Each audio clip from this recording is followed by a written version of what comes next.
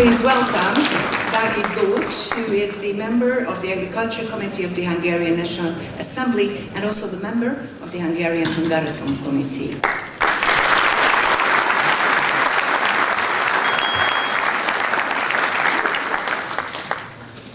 Kedves vendégeink, méltóságos nagykövet asszonyok és nagykövet urak! Dear guests, honorable excellencies, tisztelt ügyvivő úr, tisztelt hölgyeim és uraim! distinguished charge of the fair, ladies and gentlemen. Nem kell ismernünk egymást, nem kell, hogy egy nyelvet beszéljünk, mint az előbbi példa bemutatta, a zene az, ami összeköt minket. We do not have to know each other, we do not have to speak each other's language, as the example that you've just seen here before, music connects all of us. Sok szeretettel köszöntöm én is Önöket csodálatos hazánkban, Magyarországon. I would like to welcome you in our wonderful country, in Hungary. Jó magam többek között a Hungarian Bizottság tagja vagyok, mely az óriási megtiszteltetés mellett óriási felelősséggel is jár. I am the member of the Hungarian Committee, which is a great honor, but also it is a great responsibility. A Hungarikum egy gyűjtő fogalom, amely olyan megkülönböztetésre, kiemelésre méltó értéket jelöl. Hungarikum is a collective term which is indicating something that is worth of distinction and excellence.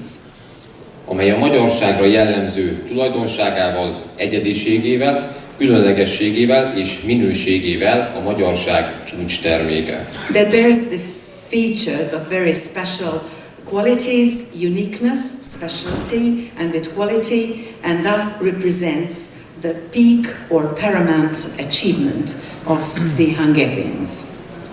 A világ nemzetei között, hogyha lélekszámban kicsik is vagyunk, among the nations of the world, although the number of the Hungarians is not too big, a teljesítményünkre, az elért sikereinkre, a magyar észjárásra és szorgalomra méltán lehetünk és vagyunk is büszkék. We can still be, and we are actually very proud of our achievements, the successes that we have managed to reach, the Hungarian mindset, the Hungarian hardworking and diligent nature.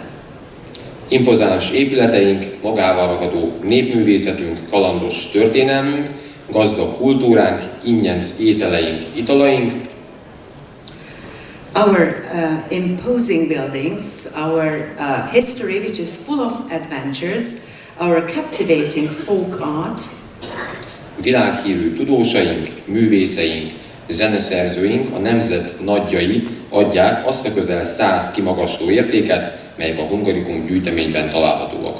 Our rich culture, our gourmet food and drinks, our world-famous scientists, artists and composers, the great hat of the Hungarian nation give and put together the 100 outstanding, very precious values that are to be found in the collection of the Hungaricums, and which has grown from here, from the Hungarian Carpathian Basin. És mindez innen nőtte ki magát a Kárpát-medencéből. So this is where it grew out, from the Carpathian Basin. Hazánk a történelem során számos alkalommal bizonyította, hogy milyen páratlan lehetőséget rejt magában a magyar föld, az innováció, a tudás és az ezekből származó magyar produktumok. All through its history, Hungary has already several times proven the fact how unparalleled opportunities and possibilities are hidden in the Hungarian soil, in Hungarian innovation, knowledge, and all the products that grow from these. Ennek a történelmi áttekintését szeretném Önöknek most röviden bemutatni. And now, shortly, I would like to present to you an outline historically of all this. Magyarország a középkorban is jelentős élelmiszer exportőr volt, a tömegáru helyett viszont a minőséget szállították tőlünk szekereken, vagy hajtották el lábon. Hungary also, back in the Middle Ages, was a very significant food exporter, but instead of mass products, it was always reflecting on and insisting on quality. Therefore, all the high quality food was exported from us on carriages or in terms of cattle and animals.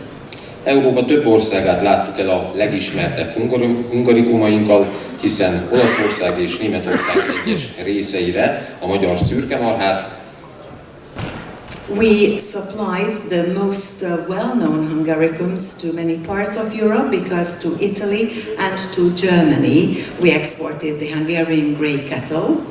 míg a lengyel királyi és nemesi udvarokba pedig a méltán híres tokai borainkat juttattuk el. And to the noble courts of Poland we exported our very famous Tokaj wines. Az akkori gazdaság kiemelkedő értékét mutatta, and the very precious value of the economy at that time was proven, hogy legnagyobb folyónkon, a Dunán vizát halásztak, melyeket sokszor a szomszédos országok fejedelmi udvaraiba szállítottak. That sturgeon was fished here on the biggest river of Hungary, on Danube, which very often was transported to the emperor's courts in the neighboring countries. De pompás lovaink és kutyáink is kedvelt portékának számítottak a kontinensen és azon túl is. But we were also famous for our wonderful horses and dogs, which were also exported to the continent's various countries, but also outside the continent. Aztán a magyar-osztrák kiegyezést követő években Magyarország agráripari országgá vált. Following the Hungarian-Austrian consolidation, Hungary became an industrial and agricultural country. A magyar mezőgazdaság a monarchia egész piacára termelt, a fejlettebb osztrák és cseh iparvidékeket látta el élelmiszerekkel, mezőgazdasági eredetű ipari nyersanyagokkal. Hungary was producing to the total market of the Austrian monarchy with various produce and was also giving and exporting food to the most developed Austrian and Czech industrial areas, and not only food but also some other agricultural products as well. A családi gazdaságok az állattenyésztésben, valamint a zöldség és gyümölcskultúrák meghonosításában, míg a nagybirtokok a szántóföldi növénytermesztés fejlesztése terén értek el kiemelkedő eredményeket. The small family farms were excelling in animal husbandry and in vegetable and fruit cultures and in the domestication of these, while the large Hungarian landowners were excelling in arable crops and arable plantations, and they could also reach some excellent results. Az 1870-es években Budapest Minneapolis után a világ második legnagyobb malomipari központjává vált. In the 1870s, after Minneapolis, Budapest was the second largest milling industrial center in the world. A malomipar az 1890-es években ért el fejlődése csúcspontját, ekkor közel 1 millió tonna gabonát őröltek meg ebben a városban, és a lisztből még Brazíliába is szállítottak. It was in 1890s when the milling industry reached its peak. Every year about 1 million ton of grains were milled in Hungary, and from the flour we exported even to Brazil. A kukoricatermelésben is előkelő helyet foglaltunk el, cukorrépából pedig annyit termeltünk annak idején, hogy több mint 70%-át tudtuk külföldre szállítani. In corn production, Hungary was also taking a very excellent place, and from sugar beet we produced so much in the first years of the previous century that 70% of that could go on export. Ma főként az Európai Unión belül és Európa más országaival kereskedünk, kisebb mértékben pedig a tengeren túllal, valamint ázsiai országokkal és Ausztráliával folytatunk tranzakciókat. Today we are mostly trading with the countries of the European Union and some other countries of Europe, and to a smaller extent with some overseas countries and also some Asian countries and Australia. Bár csemege kukoricából az USA után például még mindig mi vagyunk a második legnagyobb termelők a világon, however, out of sweet corn production, after the United States, we are the second largest producers in the world.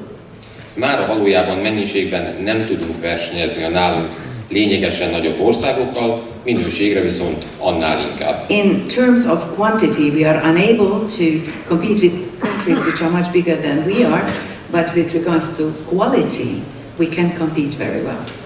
Kivitelünk csaknem 78%-át, valamint importunk 69%-át az EU 27 országával bonyolítottuk, ez év során is, ennek viszont az előnyei mellett megvannak a veszélyei is. 78% of our exports and 69% of our imports go to the 27 countries, 26 countries of the European Union.